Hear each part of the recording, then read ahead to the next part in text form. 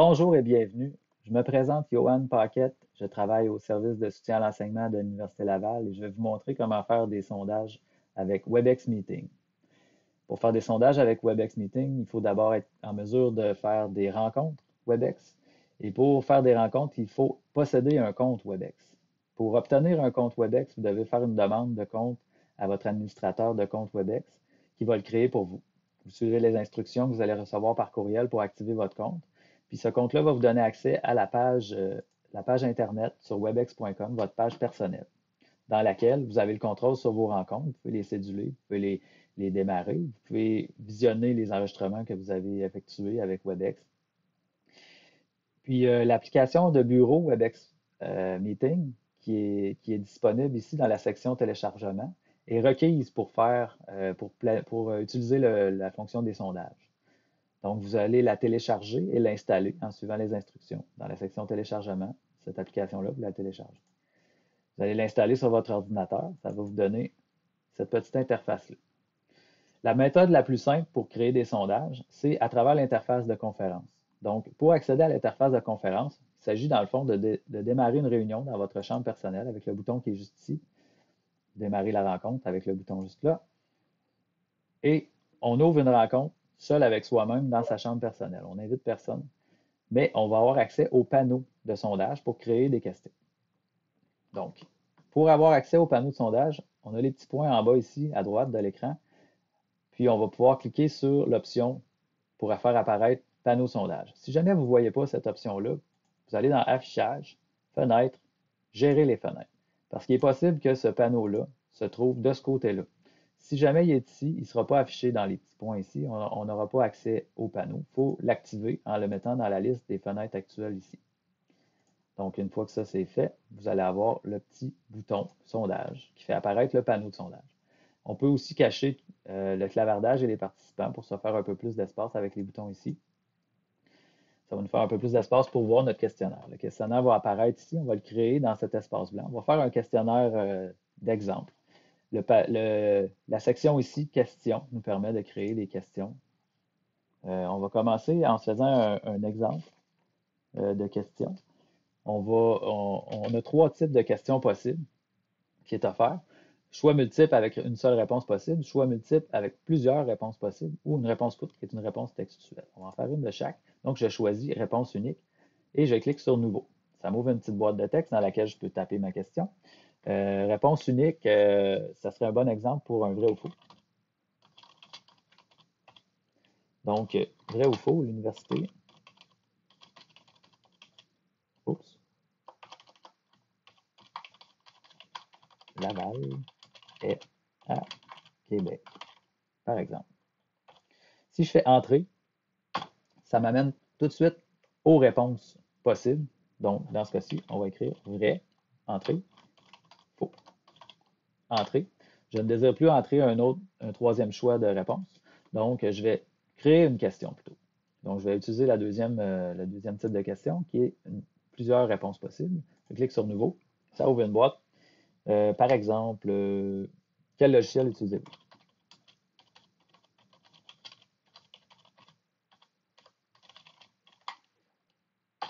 Alors, on va écrire des choix. J'ai fait Entrée, Adobe Connect, Entrée, Cisco WebEx, Meeting, Entrée, par exemple Zoom, Entrée, Microsoft Teams, Entrée. Bon, j'ai fini, j'ai assez de choix pour mes préférences. Donc, je vais créer une autre question, réponse courte, nouveau, un mot qui vous décrit. Parce que ça doit être du texte. Entrée, j'entrerai rien comme choix de réponse puisque c'est un champ dans lequel les élèves vont devoir écrire. On peut modifier le questionnaire simplement en cliquant, on peut modifier le texte, on peut réordonner les éléments, les questions, les réponses. On peut changer le type des questions en sélectionnant la question, en allant sélectionner un nouveau type de question et en cliquant sur modifier le type. Là, on voit, je ne l'ai pas dit tout à l'heure, mais il y a un indicateur visuel entre les réponses multiples et réponses simples. Les réponses simples, c'est des boutons ronds, puis les réponses multiples, plusieurs réponses possibles, c'est des boutons carrés. Donc ici, on a une réponse à une question à plusieurs choix de réponses possibles. Si on la modifie en réponse unique, on voit les petits boutons deviennent ronds. C'est un utilisateur visuel assez simple. Il y a des options, il y a une option plutôt dans notre sondage. C'est la minuterie. Une minuterie qui va fermer automatiquement le sondage quand le temps va être écoulé. On peut la désactiver ou l'activer.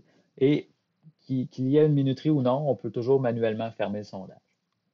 Donc, je fais OK.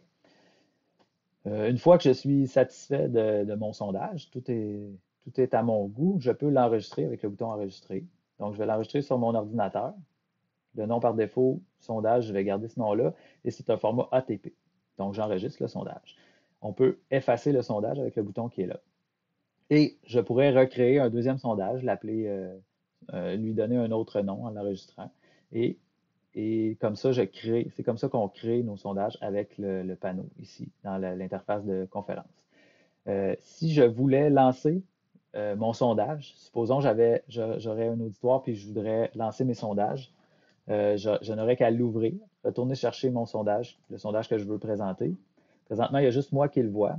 Et il y a un bouton ici, ouvrir le sondage. Ça serait plutôt lancer le sondage. Ça porte à confusion avec le bouton ouvrir, mais c'est vraiment lancer le sondage, le rendre disponible à l'auditoire. Donc, je vais dire à mes étudiants, on va répondre au sondage, vous avez 5 minutes.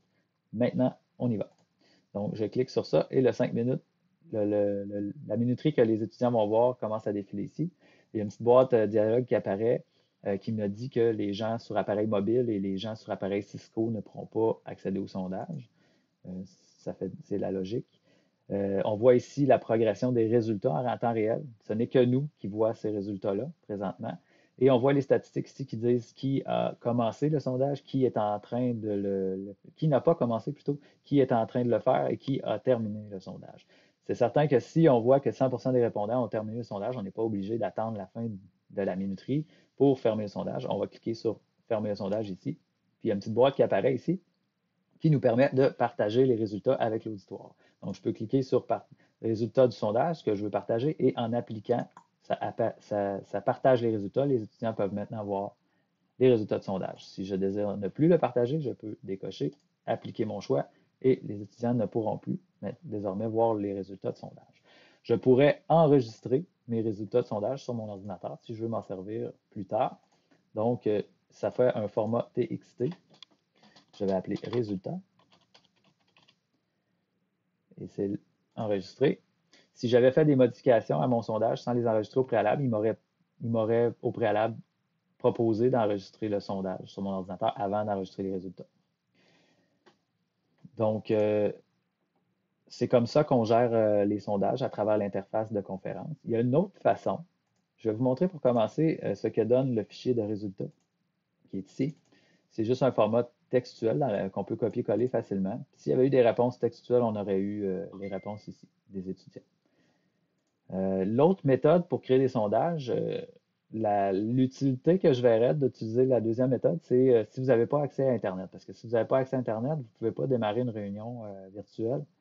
Il va vous empêcher de le faire, ce ne sera pas possible. Donc, ça va être à travers l'éditeur de questionnaire WebEx. Pour obtenir l'éditeur de questionnaire WebEx, encore une fois, dans votre interface sur le site de webex.com, vous avez un bouton ici en bas, WebEx Training. C'est dans cette section-là qu'on va retrouver le téléchargement du questionnaire, d'outils de questionnaire, l'éditeur de questionnaire plutôt. Dans téléchargement ici, j'ai éditeur de questionnaire. Vous allez cliquer sur télécharger. Vous allez pouvoir suivre les instructions puis installer le petit éditeur de questionnaire. Vous remarquez rapidement que l'interface est pratiquement la même que sur le panneau qu'on avait tout à l'heure dans notre interface de conférence. Pour vous montrer, je vais ouvrir le sondage qu'on a fait tout à l'heure sur mon ordinateur. J'ai cliqué sur le bouton Ouvrir. On peut le modifier, on peut changer l'ordre des questions comme tout à l'heure, on peut changer le type de questions et tout, ajouter des réponses, puis on peut l'enregistrer. Donc, ça permet de le faire de façon hors ligne sans être obligé de démarrer une réunion dans notre chambre personnelle. Ça résume assez bien la façon de créer et de lancer des questionnaires. J'espère que tout ça vous est utile. Puis, je vous souhaite de bons sondages. Bonne journée.